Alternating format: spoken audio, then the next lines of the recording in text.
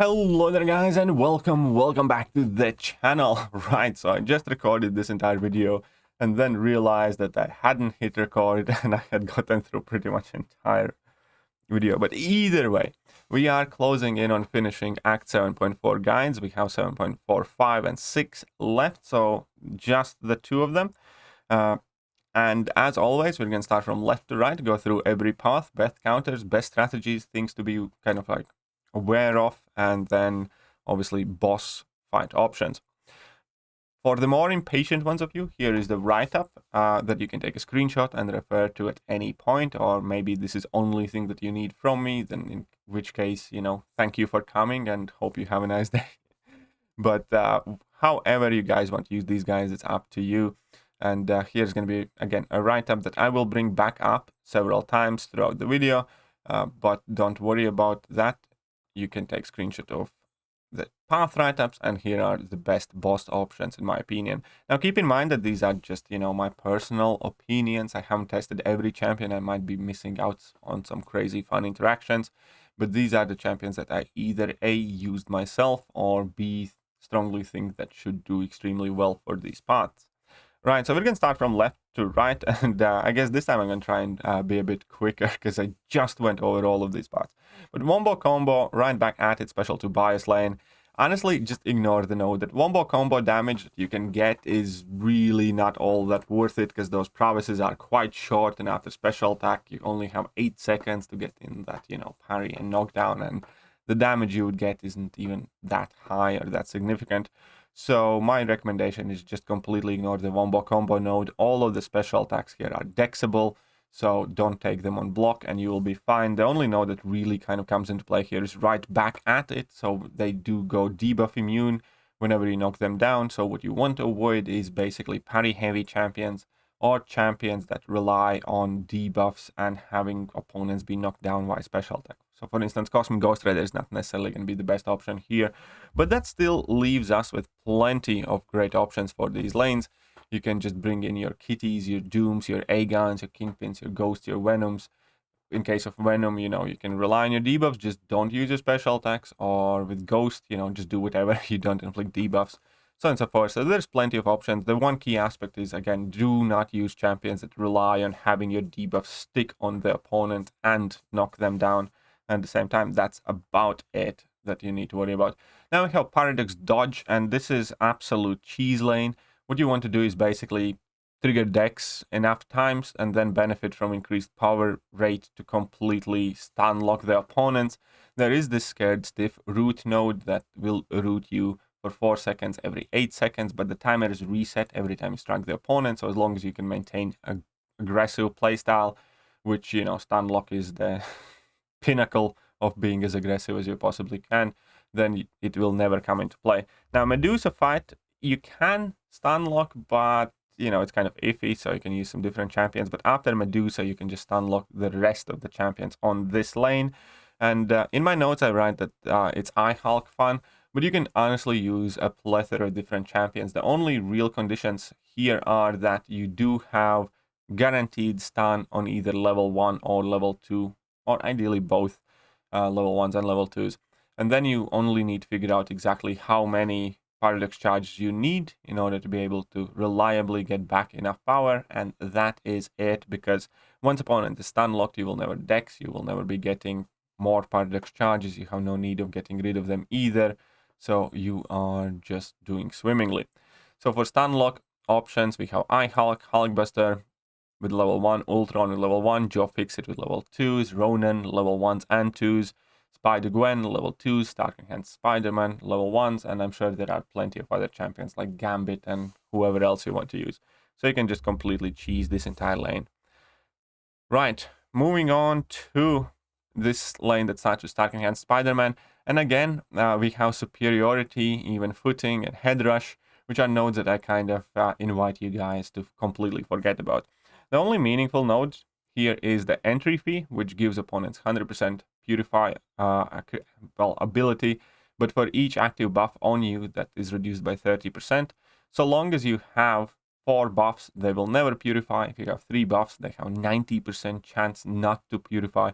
And then you can always benefit from stun vulnerability to increase your special attack damage. Only thing you don't want to do is nullify the opponent's buffs, and that is about it.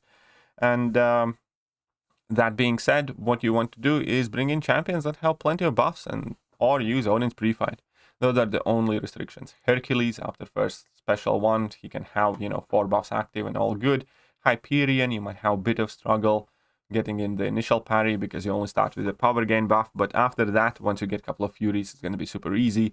Venom Pool, King Root, Corvus also works well for this lane because you get 2 charges at the very first fight. Colossus, Howard the Duck, Icarus, Cersei, or virtually any champion with Odin's pre-fights. Angela, and there's loads. There's too many champions to list that have access to plenty of buffs. And again, you can use any champion as long as you use Odin's pre-fights, and you're going to be fine. And you're going to have 200% damage increase, so there's absolutely nothing to stress about. Now, this lane is actually kind of annoying. The evolutionary advantage node, I kind of invite not to focus on because, you get 70% attack bonus and, it's not going to be up the entire time because of ebb and flow and intercept, and it's not too important. So do not focus necessarily on mutant attackers exclusively here because of that node. You should focus on these 2 nodes, ebb and flow intercept and hard knock life. And additionally, obviously, special burst lockdown.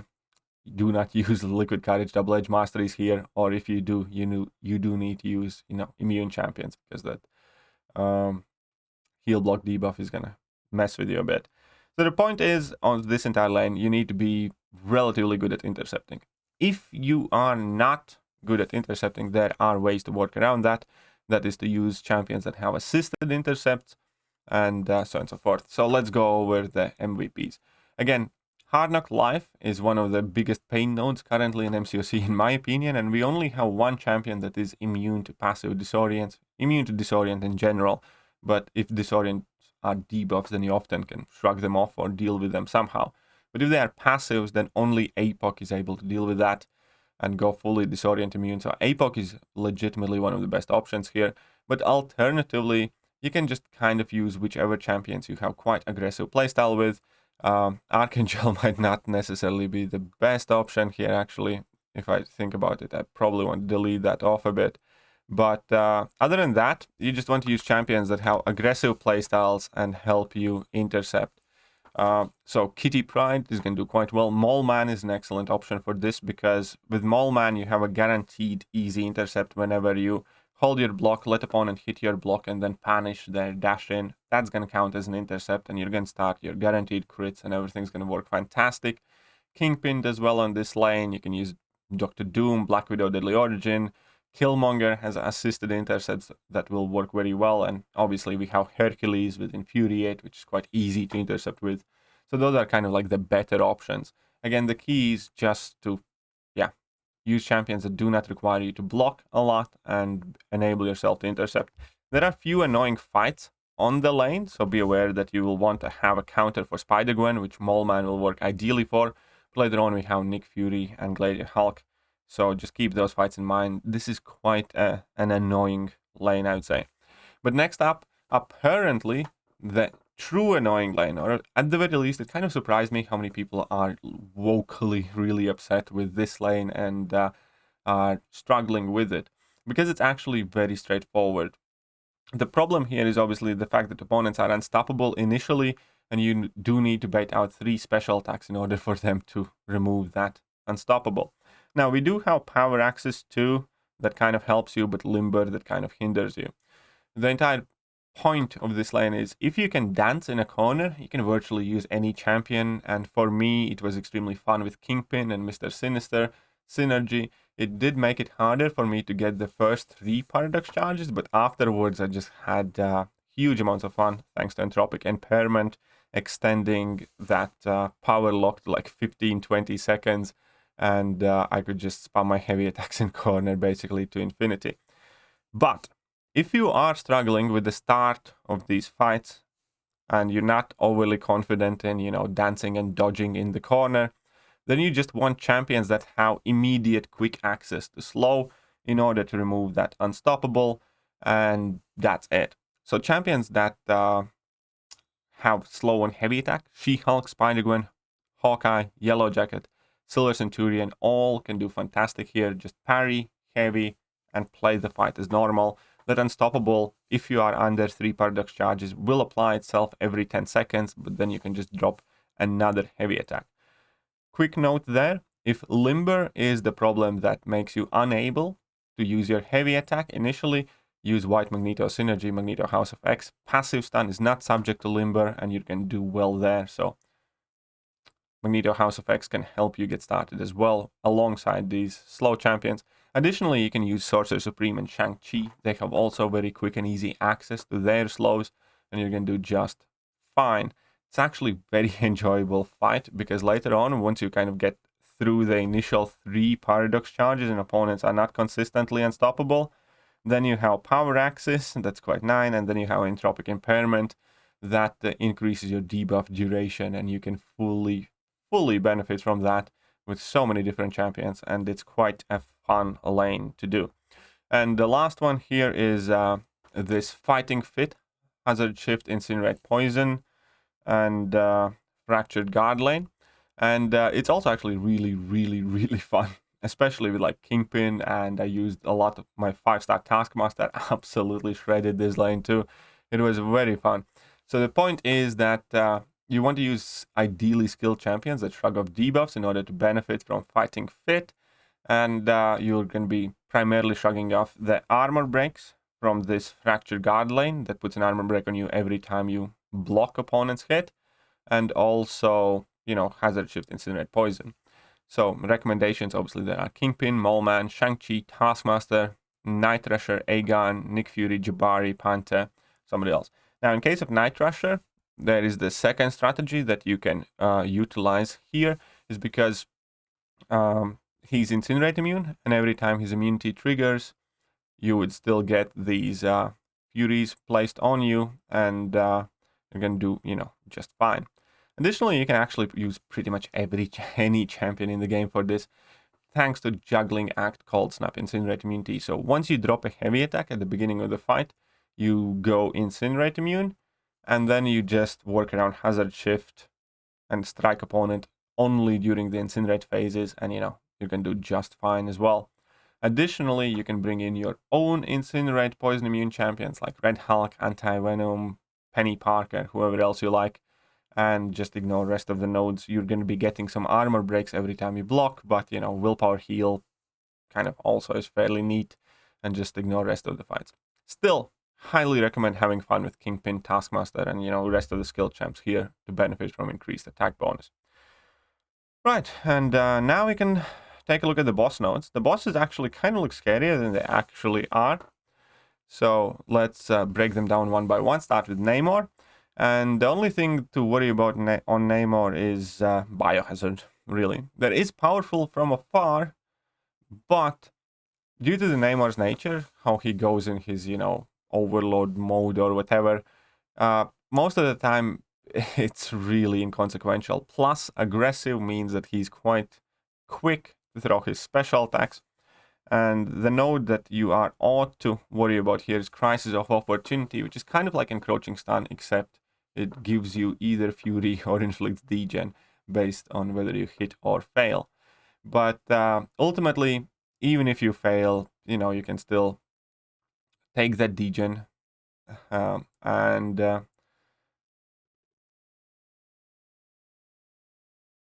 sorry, 100% of the defender's attack rating. You can still take that degen, it's not the end of the world.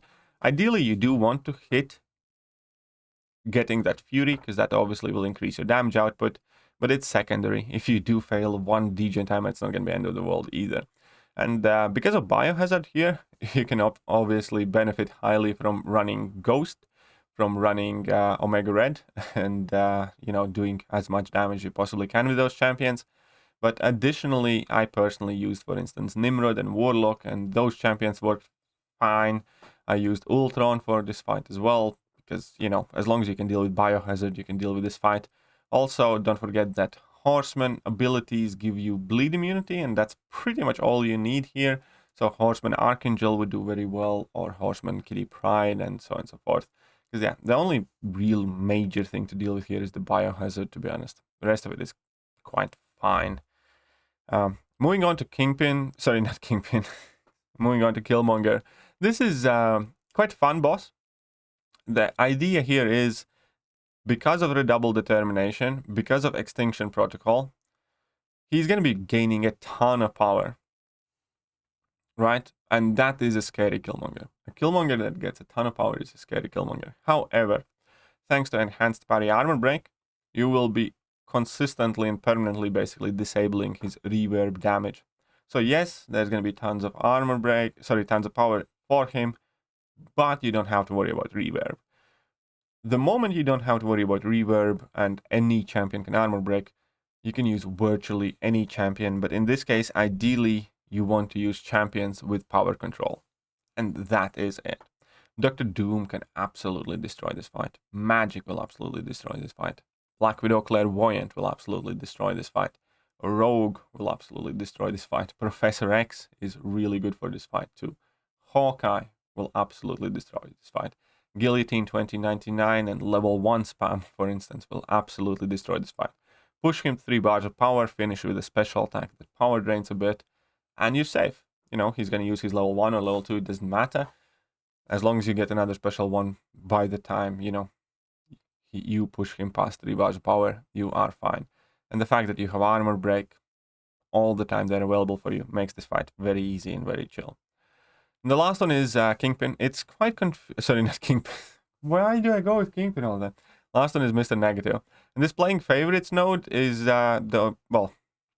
you basically just need to pay attention to which attack initially lands and then focus on using that attack only, and you're going to be just fine.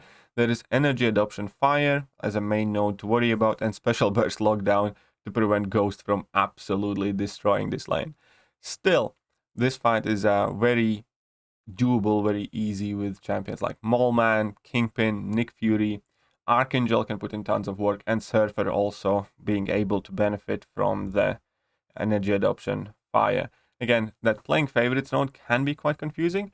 You just need to basically follow which attack is there for you, but that attack is obviously going to have increased damage and ability accuracy, and it's going to make you play a bit weirdly.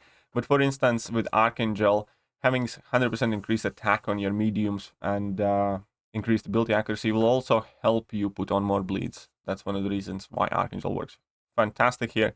And if you do get that heavy attack on Archangel, then you're just going to nuke down the Mr. Negative extremely quickly. But yes, Nick Fury, Mallman, Kingpin, all of them will do just fine here. So those are the boss descriptions. I think that's about it. So we have one chapter left before we are done with 7.4 guides. I hope you guys have been enjoying them so far. And yeah, I'm going to catch you guys next time. See ya.